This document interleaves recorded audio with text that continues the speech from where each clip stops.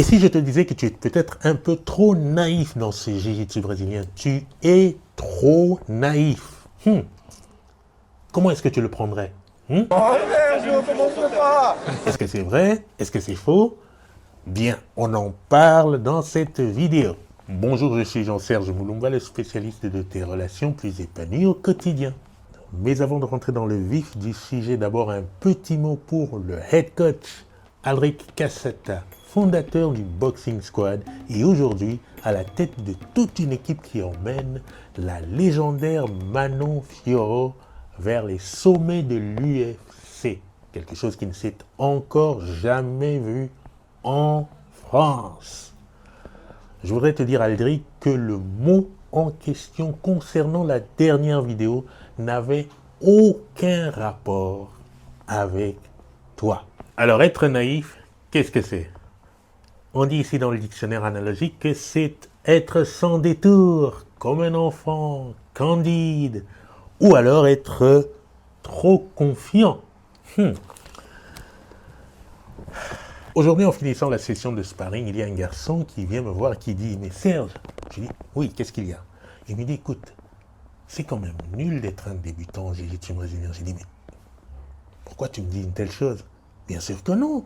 Tout le monde est passé par cette phase. Non, mais quand même, c'est nul d'être un débutant. Je dis « Mais pourquoi tu me dis ça ? Écoute, tu ne sais rien, tu ne sais pas quoi faire, tu sais rien. » Je dis, mais ça c'est normal. Tu es débutant, donc c'est normal que tu ne saches pas tant de choses à faire. Il me dit, mais quand même, c'est embarrassant, tu ne sais pas où aller, tu sais pas... c'est vraiment embarrassant. Je lui dis, écoute, peut-être que tu veux me dire aussi qu'il y a aussi beaucoup d'informations à absorber et que tu as des difficultés à absorber tout ça. Il me dit, oui, mais surtout, je retiens rien. J'ai dit, d'accord. Sache qu'en fait, le problème n'est pas le flot d'informations, parce que ça, c'est un plus qu'on ait autant d'informations. Peut-être que tu devrais t'organiser quant à l'assimilation de ces informations. Il faudrait peut-être que tu t'organises, que tu les tries et que tu les sélectionnes dans un certain ordre. Et il me regarde dubitatif, il dit oui. Bon, je sens que je ne l'ai pas trop convaincu et qu'il reste quand même sur son émotion. Si tu viens dans le cours collectif en croyant que de ce cours-là, tu vas te développer complètement personnellement, je pense qu'il y a beaucoup de choses à rectifier.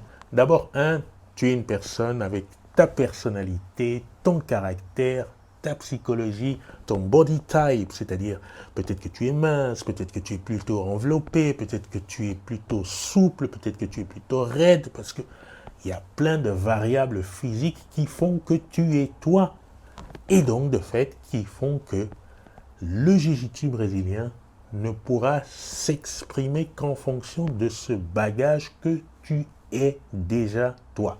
Et cela dès le premier jour.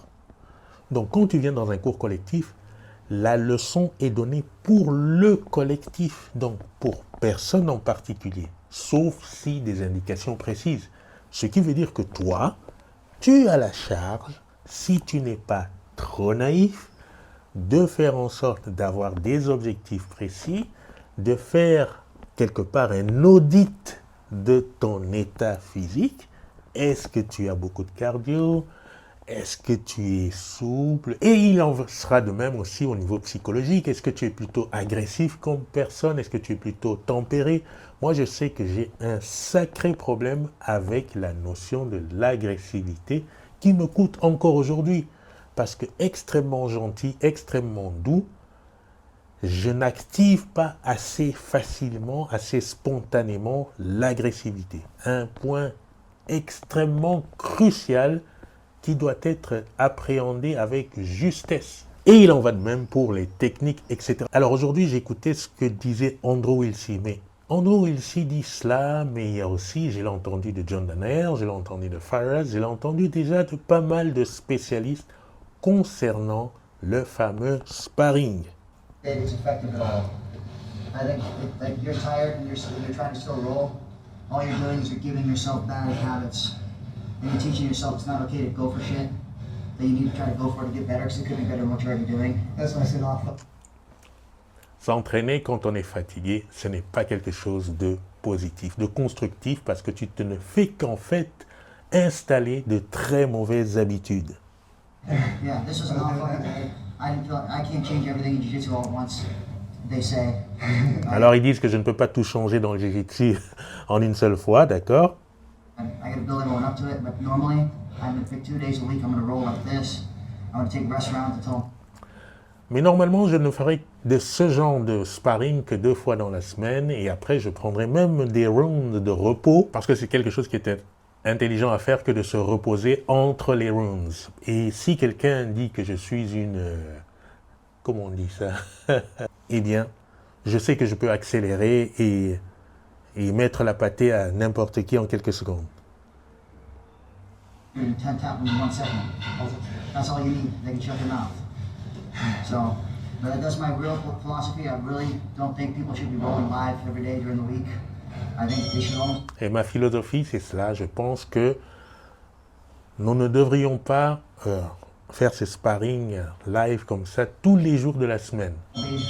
some variation of skill acquisition exercises, which is just a fancy way of saying drilling.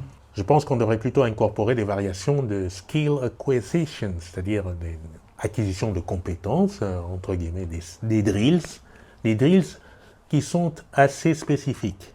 But the troglodytes hear drilling and they think reps only. So I had to come up with new terms. So C'est pas l'histoire des drills où on pense simplement à des répétitions.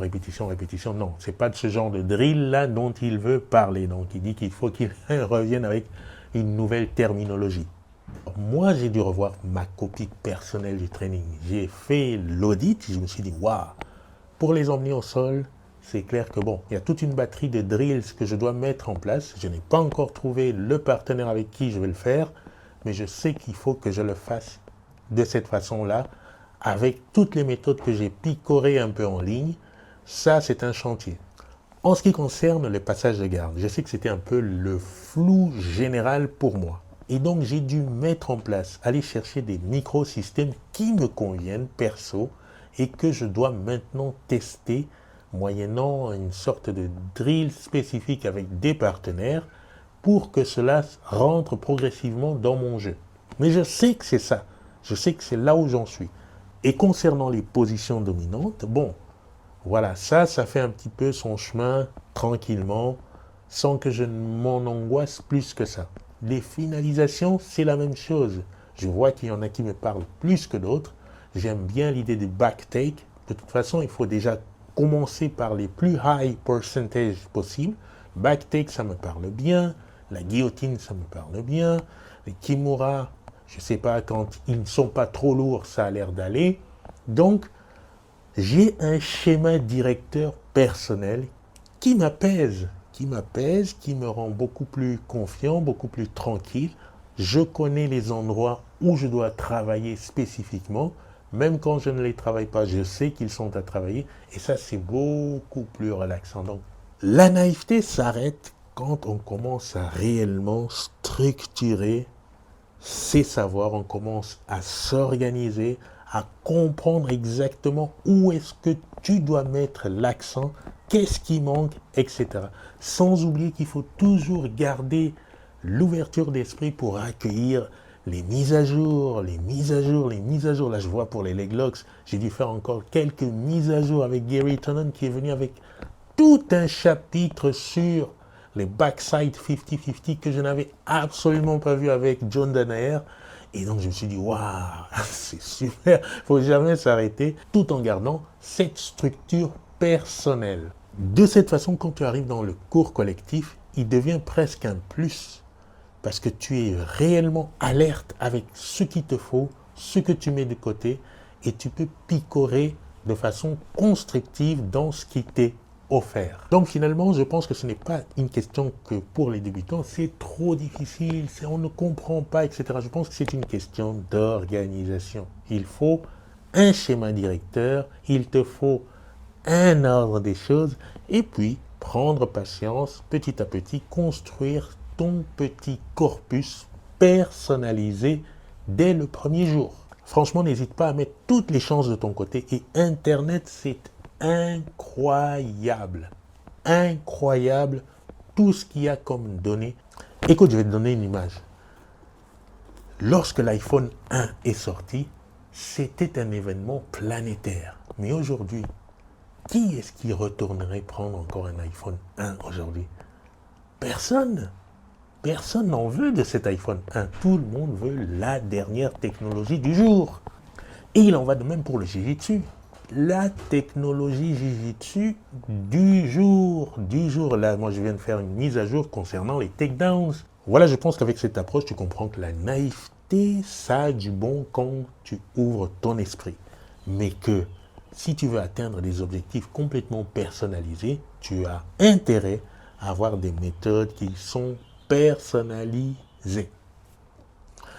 Voilà, je te dis à la prochaine vidéo. Salut, c'est Jean-Serge Moumba, le spécialiste de tes relations plus épanouies au quotidien. Voilà, c'est la chaîne JSM Instant. Sache que tu peux la soutenir de plusieurs façons. La façon qui te convient le mieux, bien sûr. Le moindre soutien sera très, très apprécié. Tu as PayPal, tu as la boutique, tu as aussi le Tipeee. Tu peux faire un don qui te convient. Et ça sera le bienvenu. Et je t'en remercie d'avance. Tu peux aussi, évidemment, partager les vidéos autour de toi, partager le contenu à des personnes pour lesquelles tu penses que ça peut être très utile. Voilà, je te dis à la prochaine vidéo.